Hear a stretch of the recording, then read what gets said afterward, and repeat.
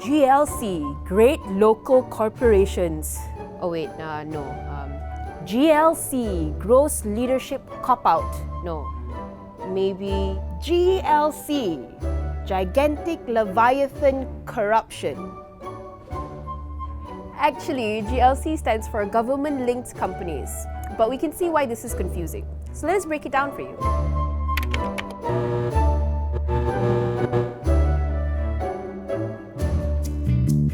GLCs, or government-linked companies, are companies which are controlled by the government, either directly through majority shareholdings or indirectly with minority interest. To give you a better idea of what these companies are supposed to do, here's a quick history lesson.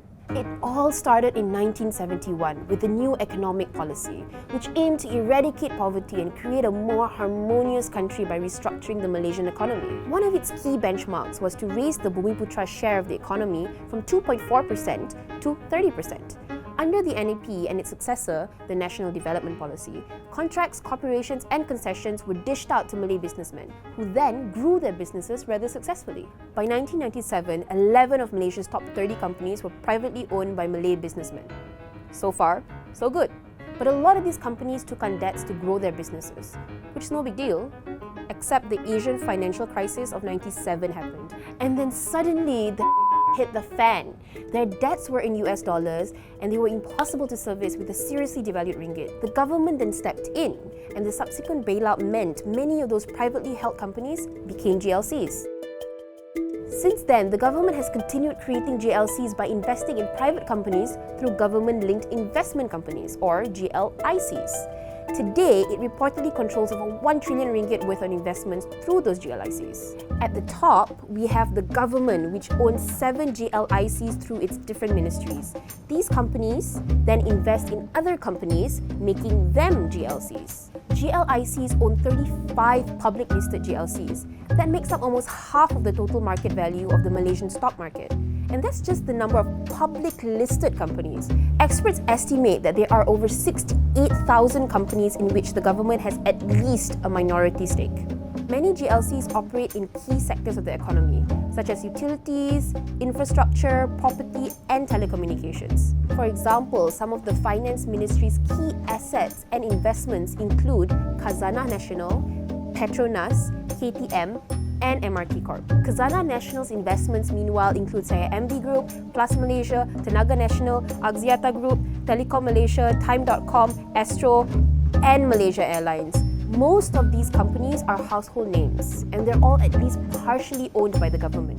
So, what does that mean for you? Well, government-linked companies, by definition, typically they are monopolies or semi-monopolies. And very often, because of the lack of competition on the one hand, and also because the government is the regulator and the owner at the same time, and therefore sometimes will be lacking in very strict regulations. Therefore, consumers sometimes they would suffer from, for example, high prices and very often also lower quality of service. Basically, GLCs tend to remove competition and escape regulation. For example, Bernas, the GLC who once were the only company allowed to import rice, until their monopoly was broken last month by the new government. In the past, they have been investigated for importing 60 million ringgit worth of rice without a permit, criticized for focusing on the lucrative import of rice to the detriment of the local paddy farmers, and for raising the prices of rice in Sarawak. These actions contravene the objectives Bernas was tasked with.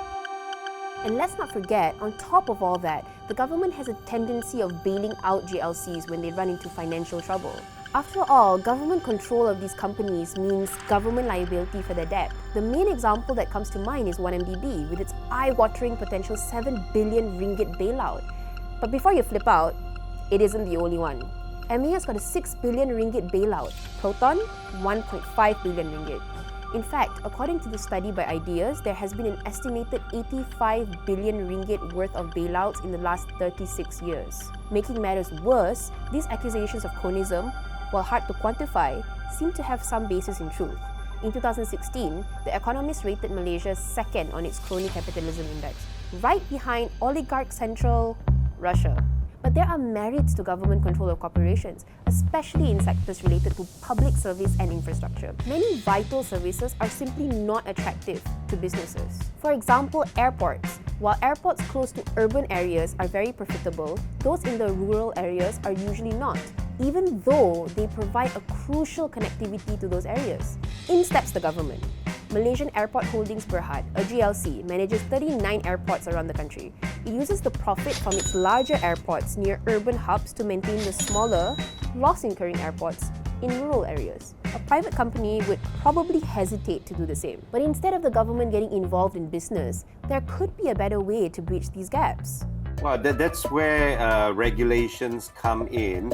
When a certain industries is privatized, hopefully in a very equitable and open manner, for example, through open auctions instead of direct negotiations, then afterwards the government should impose regulations on those industries. And the government would set a quota, for example, for that if you serve a certain coverage or amount of urban areas, you must also serve a similar quota of the rural areas and so on. In the end, it boils down to whether the government wants to pursue more direct control over the economy or take a more regulatory role. It's the age-old big government or small government debate. The GLC Transformation Program, initiated by the Barisan National Government in 2005, aimed to reduce business participation by the government. By the end of the program in 2015, the government had divested itself of 33 GLCs. However, GLCs still make up 7 of the top 10 companies listed on Bursa Malaysia today. A lot of so-called divestment, which is another term for privatization, will mean for only the smaller GLCs, whereas the bigger GLCs, all the Khazanas, all the PNBs and so on, are still very much a huge conglomerate. In fact, since 2011, GLCs increased their share of the Malaysian stock market from 43% to 47%. Another upside of government control of business, we the people indirectly control those businesses.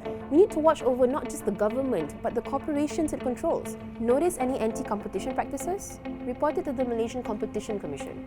Come across incidents of corruption? Report it to the MACC. We all have a part to play.